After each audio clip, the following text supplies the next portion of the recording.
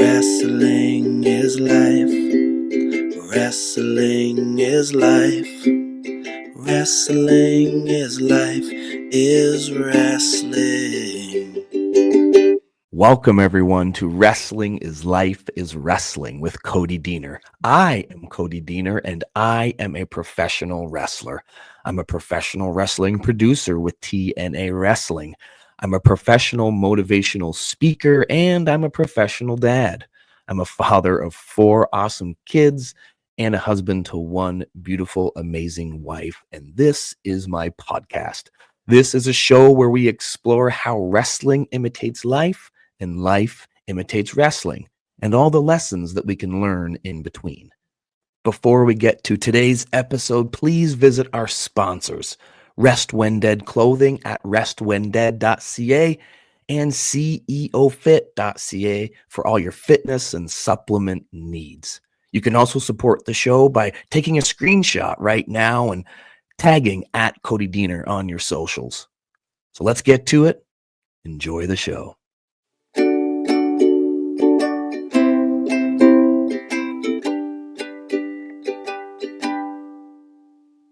Find your moveset. Tarik, what's up, brother? Hey, man. How's it going? So I'm sitting here with you. I got these list of these ideas. You point out a couple that kind of really stand out to you. Number 4 stands out to you. And then immediately when I read that, find your moveset, I'm like, I got to talk to Tarik about this. Mr. Punch, Kick, Chop has found his moveset, maybe the simplest moveset in wrestling history, but super over with me, brother. So let's start here. We can start anywhere, but when I show you this list, you're like, oh, man, that one right there, find your moveset. Why do you think that's a good concept, topic to think about, whether it's wrestling or life? Yeah, right off the bat, like when it comes to wrestling, find your moveset. Like, what that means to me is finding what works for you, right? Like, I remember starting, like, trying to, you're trying to emulate what you see on TV, like, first year in. Like, oh, yeah, I'm going to do this. I'm going to try to do this high-flying move, or and I'd say 9 times out of 10, it didn't look as good, and I just hurt myself. Like, it wasn't fun, man. And, like, you're so excited to do these moves, and you know what I mean? But, like, it wasn't me. And I tried to force that, right? I tried to try to do these things, and you don't even know why you're doing them. You're doing them because, like, they're cool. But, like, that was never Tarik, right? Doing these crazy tope flips and trying to do like moonsaults from the top, as simple as I'm even sound in 2025. It's not me, man. Is that a lack of maturity that you're doing that, or is it just a sense of, I want to be accepted by the audience, so I'm going to try this cool thing that they know? Like, where do you think that comes from? It has a lot to do with, like, hey, I gotta stand out. I gotta do something to stand out, and it's incredible to even say, but like, people may do these crazy moves, and they may get over doing these crazy moves. Yes. But like, if it's not for you, man, it's only a matter of time before something happens. If you get dumped on your head, or you screw something up, or the amount of risk you take as a wrestler just doing the basics, sometimes it can be quite, people have no idea. It's never the triple jump, moonsault, tope, suicida. It's the lockup that you twist your knee or whatever it is, right? Yeah. So like, find your moveset. It's like, okay, well, you can't just fake something, man. Eventually you'll be exposed to it. Like, it's just the way it is, Something that I was thinking as you were saying that, it was so interesting. You're like, you're trying to like be accepted, or like get over, or be different. Isn't it ironic that oftentimes when we're young, we're trying to stand out and get noticed to be different, but we're literally just stealing other people's movesets, and we're not even doing something that's unique to us, brother. And we're thinking that that's gonna get us accepted. It's like, I'm gonna do this move that I saw on Monday Night Raw, and I'm not gonna do even remotely as good as that guy. But I think in my mind, this is what I need for this match. This is what I need. I need to hit the rope and hit this cutter on somebody that I've seen a certain somebody do already, right? So. Right. I don't know, like, and I think it's okay to have inspiration, but also like finding yourself when it comes to your moveset, right? Like, punch, kick, chop is, you're right, man. Some of those basic things that, 95% of the any roster will do as it is. But like, if you find certain ways to make it yours, How did you do that? I don't even know. What's the origin of that? Did that happen organically? Did you plan that? You know what, man?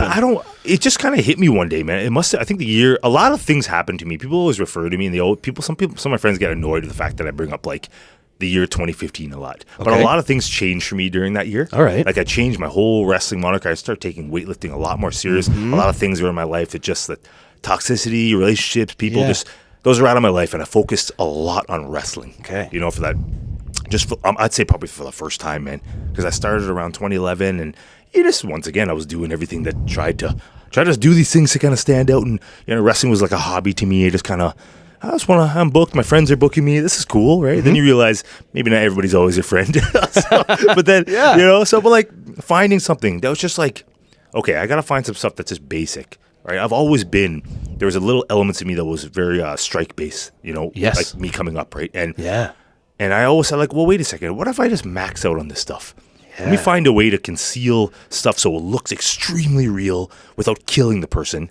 Right, and also super important in pro wrestling. That is what pro wrestling is, really. Right. That's the magic, right? Yeah. Right? So the magic of that, finding an art to make sure it looks freaking devastating, man. The most coolest things, and putting in the mix of like different ways to chop people. That sounds crazy, like you're just striking somebody in the chest, but different ways. Yes. And I've always been an advocate of like what you do right before and what you do after are like so important. Yes. You know, because then a chop's a chop, but what do I do before, right? The eye contact with the crowd, the hyping it up, right? And what you finish with, right? Like there's so many things that it's so simple. That's the most addictive thing to me with wrestling for me right now. It's like, okay, what I know, you know, punch, kick, chop, or, you know, whatever you have, like how can I maximize that to get a reaction from people, but I'm so confident with what I'm doing. Like it goes a long ways, right? You know, having the confidence. So it just hit me one day. I'm like, I got to find something that I can be really good at because there are a lot of top strikers out there, really, really good wrestlers who are really good at what they're doing. But a lot of that gets inspired from some of the Japanese style of wrestling. That stuff really hits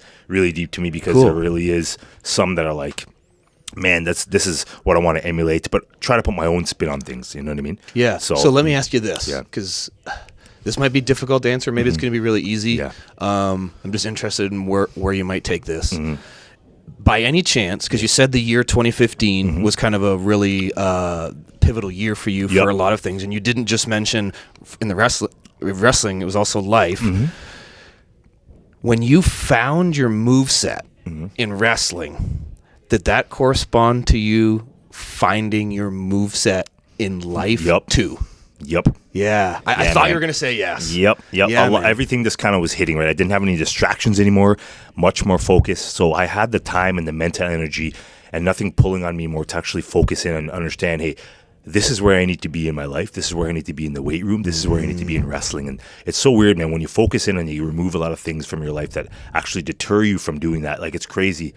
Most simplistic thing, right? It's like, okay, if this is hurting or hindering you, remove it. Sometimes it's easier said than done, but once you remove these things and you focus in, like a lot of things just come together. Yes. It's so strange, man. You know? Yeah. And that's what happens with wrestling, right? Because like we're talking about wrestling, but again, we're talking about life.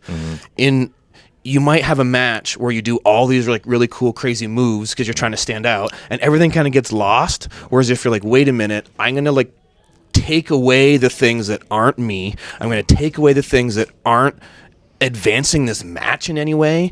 I'm just going to focus in on the things that make me, that make me unique, and that I can do with anybody, and like kind of accent my positives, hide the negatives, all of those things. That is a life lesson. If we just focus on the proper things. I think it's so interesting that at the very same time that you're doing that wrestling-wise, you're doing that in your life. I think that's helpful for somebody listening to this. It's not a wrestler, and maybe the wrestling talk is going over their head, but like whatever they're going through, like put your focus on the right thing, and then you'll be able to find your moveset and where you belong in the world. Yeah, it's so true, man. Like the striving for what you find is your like greatness, right? Finding what's going to bring you success. It might take a little bit of time to like figure that out, but like once you realize, okay, one, in wrestling and just in my life, like first I have to get my personal, like my own physical fitness up, you know, like that's important to me, you know, and that's when I really started taking bodybuilding seriously and whatnot. And just in general, my nutrition, understanding like, hey, these are things that are going to be good for my mind, my soul, right? You know, that translates to, you know, finances, that it translates to wrestling. It's insane how that works, man. You know, man. You put it out there and it just works, you know? Yeah, man. Well, thank you for no problem for telling me all that and like picking this topic, and hell yeah, Mr. Punch Kick Chop. Like, dude, find your moveset. I think somebody's been helped by listening to you talk about that. I hope so, Yeah, man. Thank you, brother. You're welcome.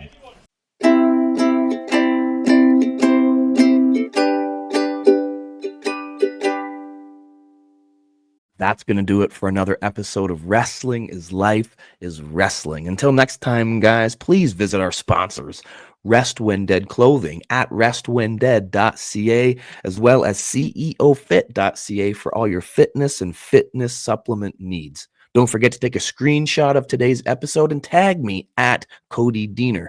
If you want to learn how to book me on your wrestling show or your speaking event, you can go to codydeaner.com or learn about my speaking career at chrisgrayspeaks.com. Until next time, guys, don't forget that wrestling is life, is wrestling. We'll see you next time, guys. Wrestling is life. Wrestling is life. Wrestling is life, is wrestling.